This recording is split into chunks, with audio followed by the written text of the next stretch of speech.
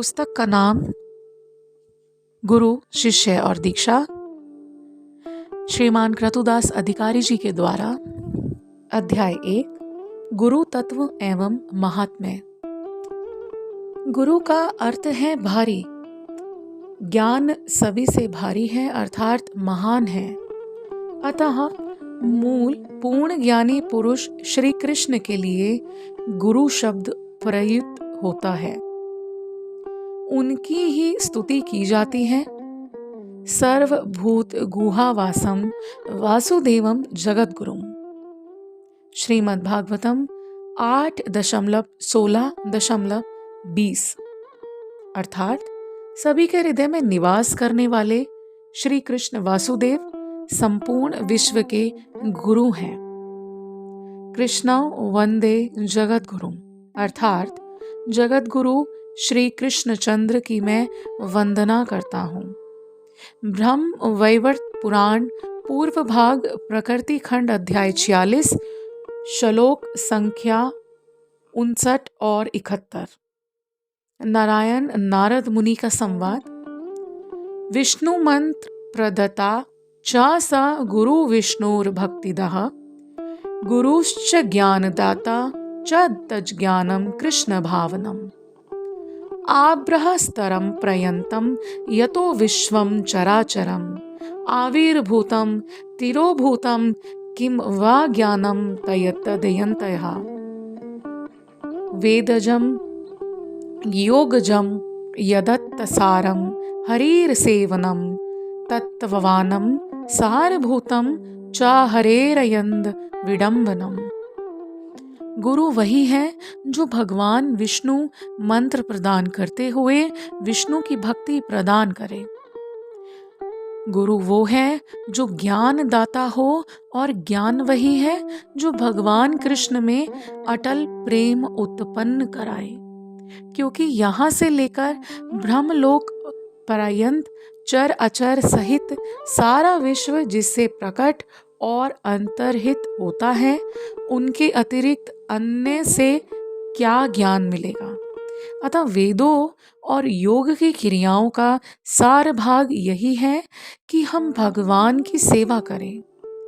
यही तत्वों का सार भाग भी है और हरि से अन्य तो विडंबना मात्र है।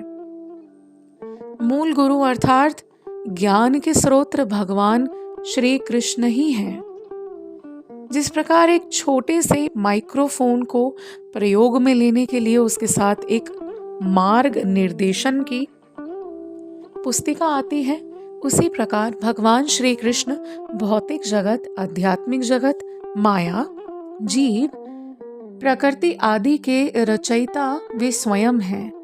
और ये उपरोक्त तत्व किस प्रकार कार्य करेंगे, इसका ज्ञान वेदों एवं अन्य वैदिक शास्त्रों जो सृष्टि की मार्गदर्शक पुस्तिका है में किया है। वेदेशच सर्वैरमेव वेदो वेदांत कृतद्वैव विदेम चाहम। श्रीमद् भगवद गीता 15.15। अतः वे परम ज्ञान के भी मूल स्रोत हैं। सृष्टि के मूल रचयिता कृष्ण है और यह कैसे कार्य करती है, इसका ज्ञान श्री कृष्ण ने वैदिक साहित्यों में दिया है। गुरु परंपरा में आने वाले गुरु इस ज्ञान का यथारूप सीखते हैं और अपने शिष्यों को सिखाते हैं। एक उदाहरण से हम गुरु परंपरा को समझते हैं। जैसे संविधान के लेखक डॉक्टर भीमराव अंबेडकर हैं। उन्होंने संविधान का ज्ञान प्रस्तुत किया। डॉक्टर अंबेडकर के पश्चात उनकी ही पुस्तक से कुछ अन्य व्यक्तियों ने उस संविधान के ज्ञान को सीखा और आगे अपने शिष्यों को सिखाया। तत्पश्चात उन शिष्यों ने आगे अपने शिष्यों को समझाया। इस प्रकार मूल ज्ञान वही रहा और कालांतर में अनेक व्यक्तियों ने अपने वरिष्ठों को सीख कर अपने कनिष्ठों को दिया। ये है गुरु परंपरा, जिसमें अद्यतन गुरु सर्वप्रथम स्वयं सीख कर तत्पश्चात मूल ज्ञान की विषय वस्तु से छेड़छाड़ ना करके उस ज्ञान को यथारूप आगे अपने शिष्यों को देता है।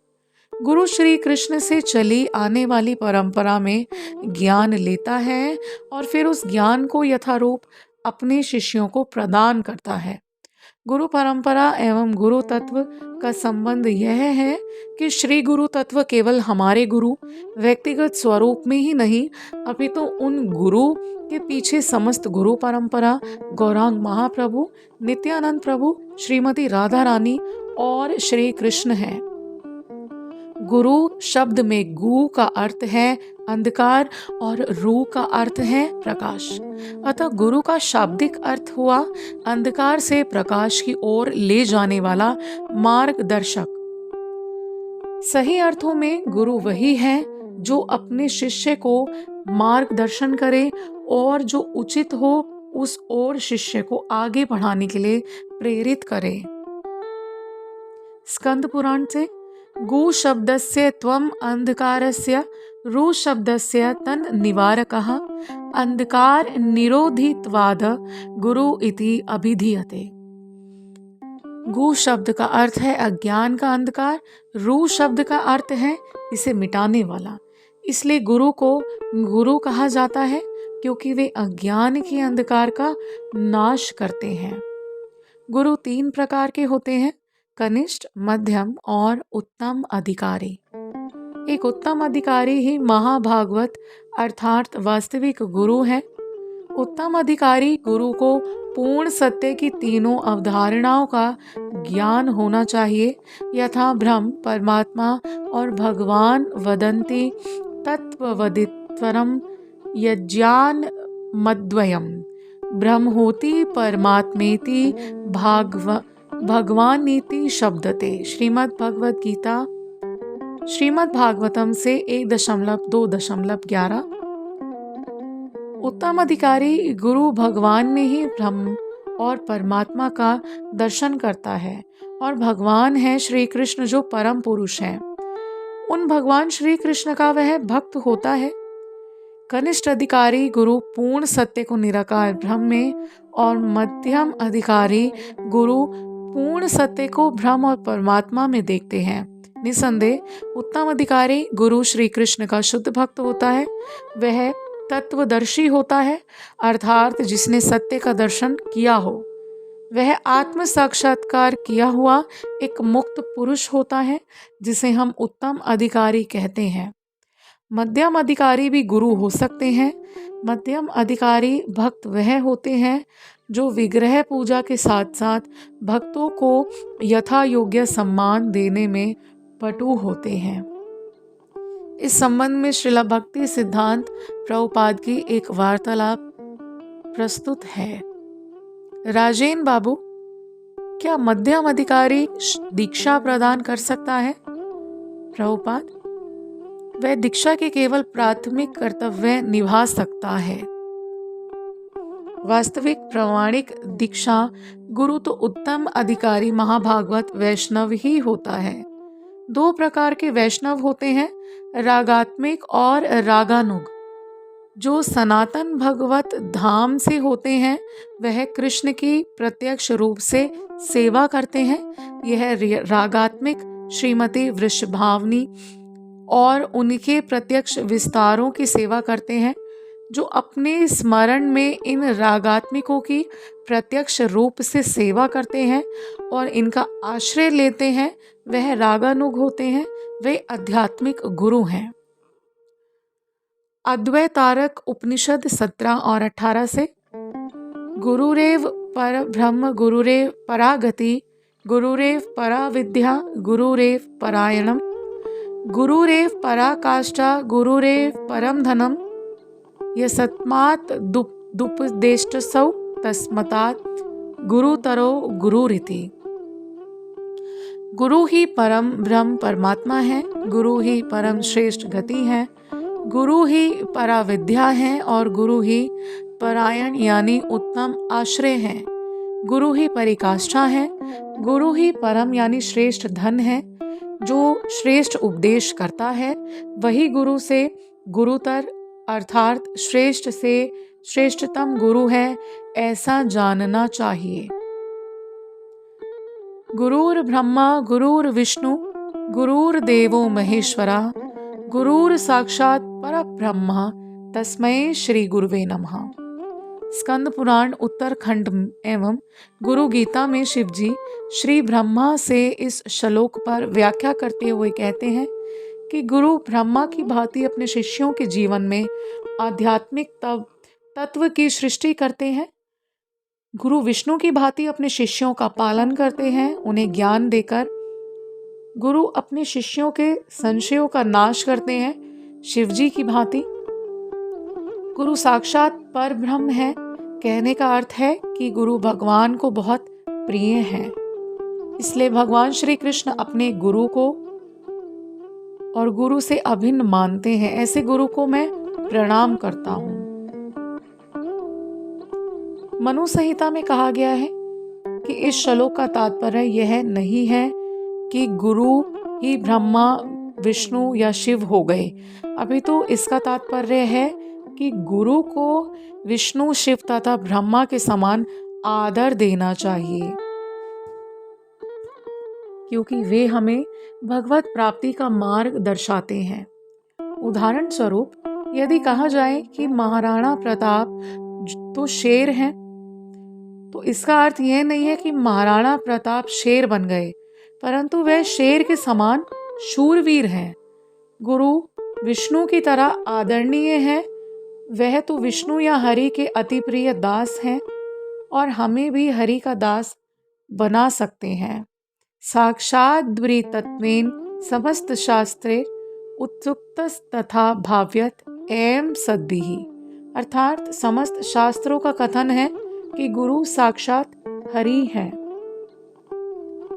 अद्वैतारक उपनिषद 14 और 15 से आचार्यो वेद संपन्नो विष्णु भक्तो वित्मत्सरा योग निष्ठ्यश्च सदा योगात्मकः शुचिः गुरु भक्ति समायुक्तः पुरुष गयो विशेषतः एवं लक्षण संपन्नौ गुरुरित्यभिधीयते।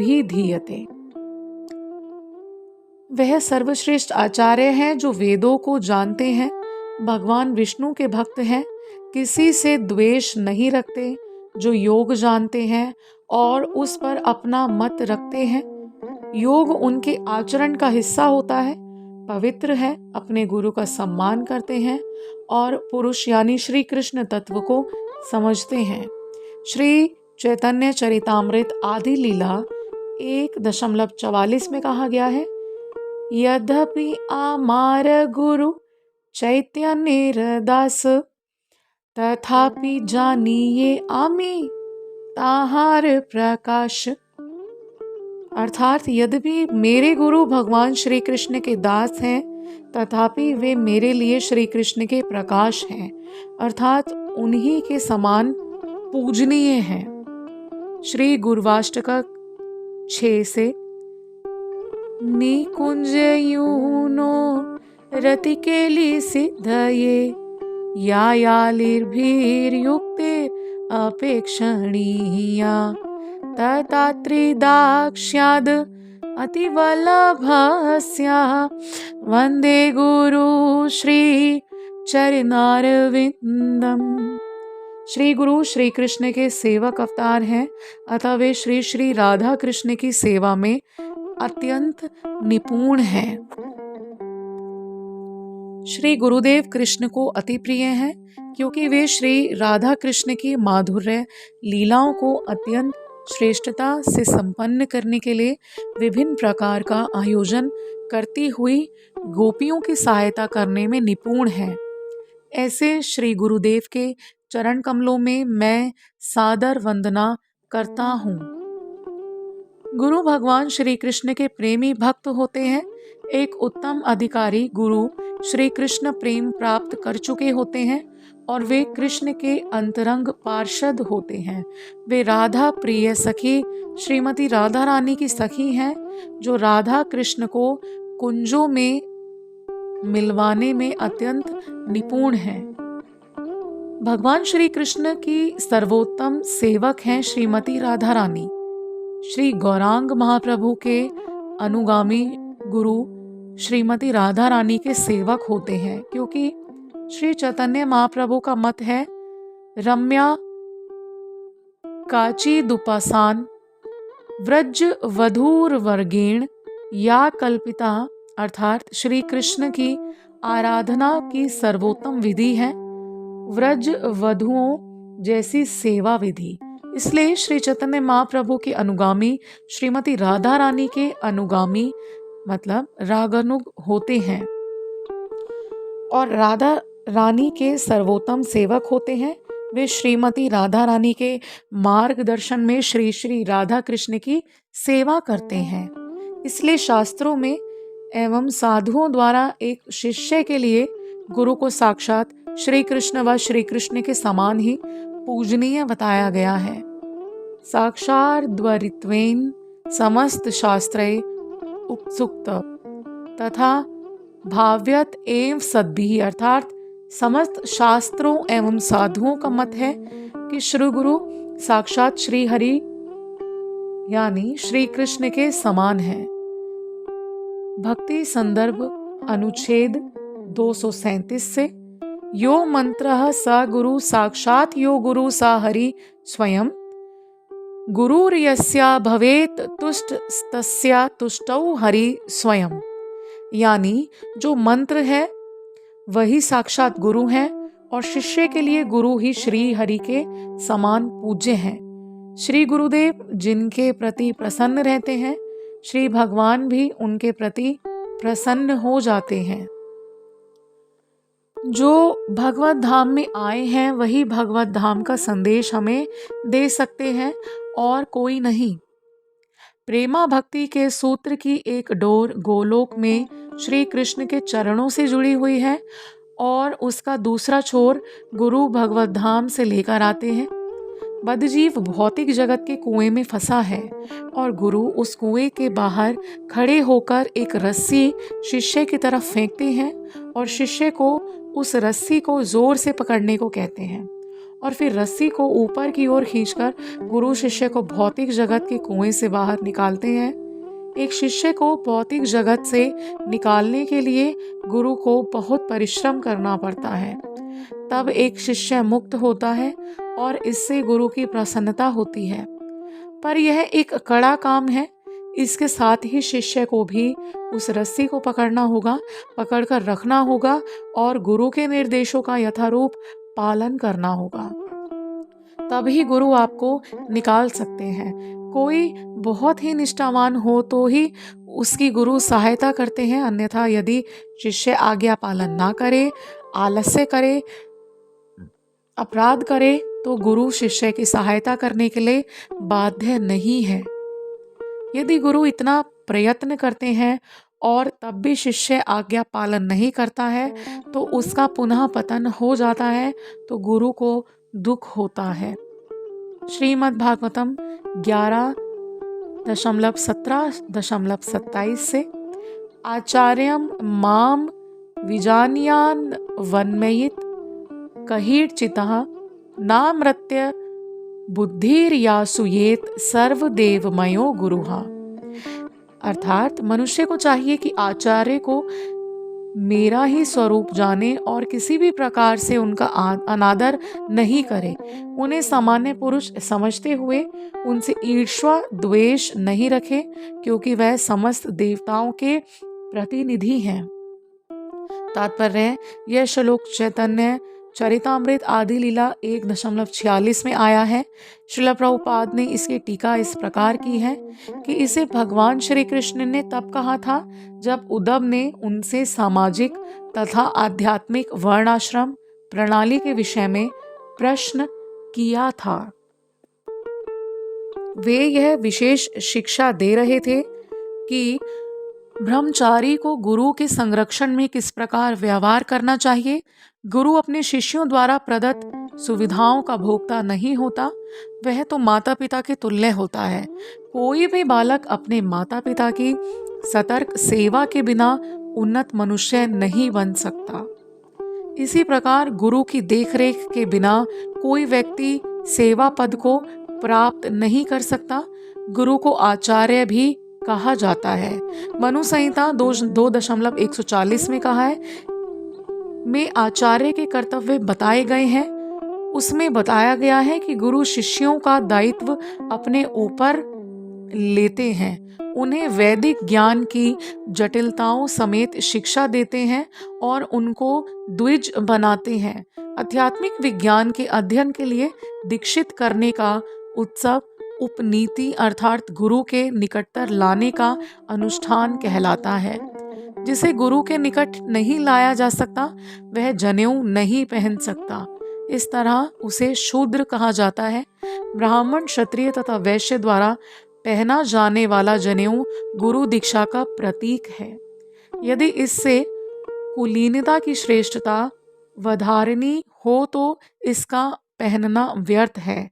गुरु का कर्तव्य है कि शिष्य का जनेऊ संस्कार करे और इस संस्कार के पश्चात ही गुरु अपने शिष्यों को वेद पढ़ाना आरंभ करता है।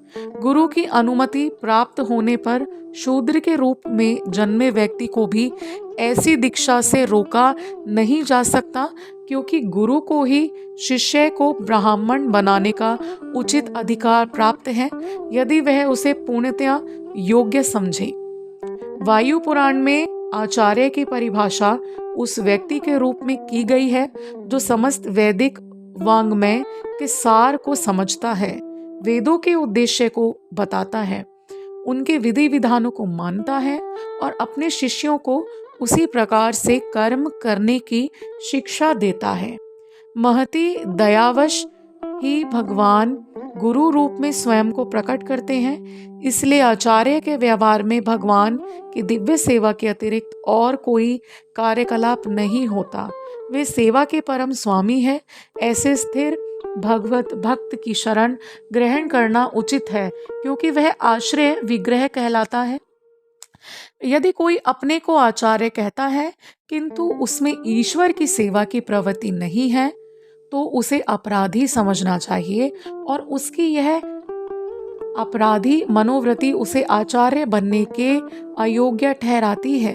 प्रामाणिक गुरु सदैव भगवान की शुद्ध भक्ति में लगा रहता है।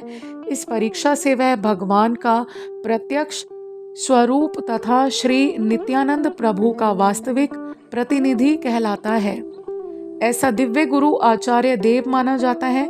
ईर्ष्यालु स्वभाव होने तथा इंद्रिय तृप्ति की प्रवृत्ति से असंतुष्ट होने से भौतिक व्यक्ति वास्तविक आचार्य की आलोचना करते हैं, किंतु वस्तुतः प्रामाणिक आचार्य भगवान से अभिन्न होता है। अतएव ऐसे आचार्य से ईर्ष्या करने का अर्थ है स्वयं भगवान से ईर्ष्या करना।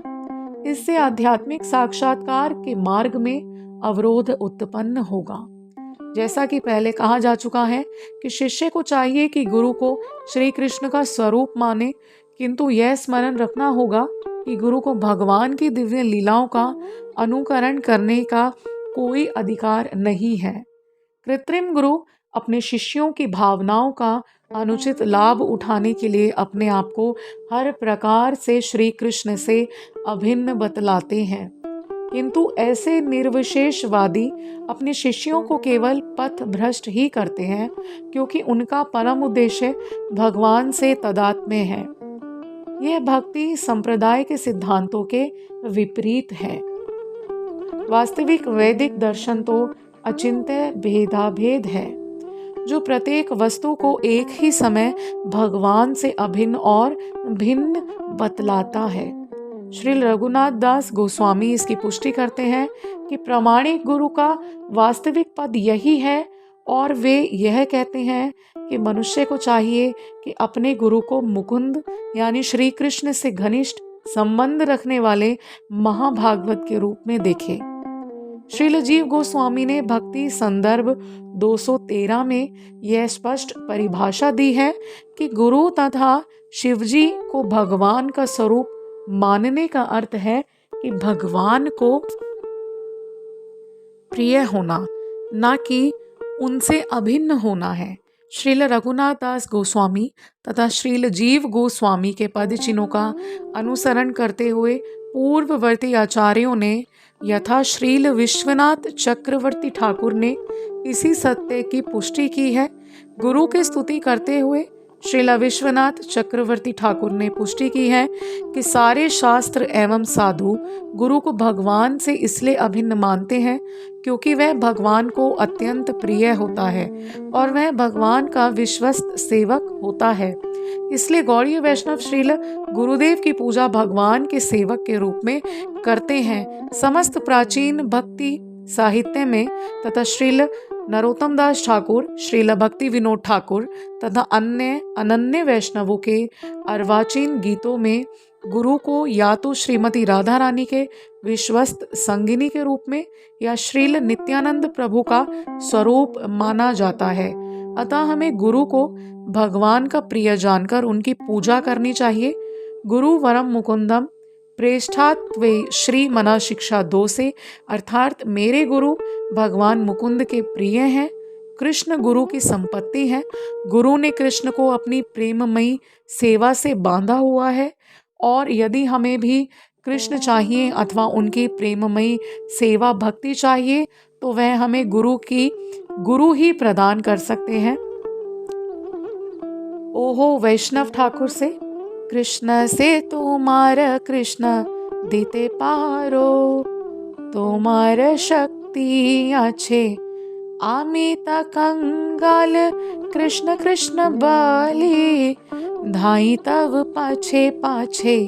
अर्थात हे गुरुदेव, कृष्ण आपके हैं, आप में जिसे चाहे उसे कृष्ण प्रदान करने की शक्ति है।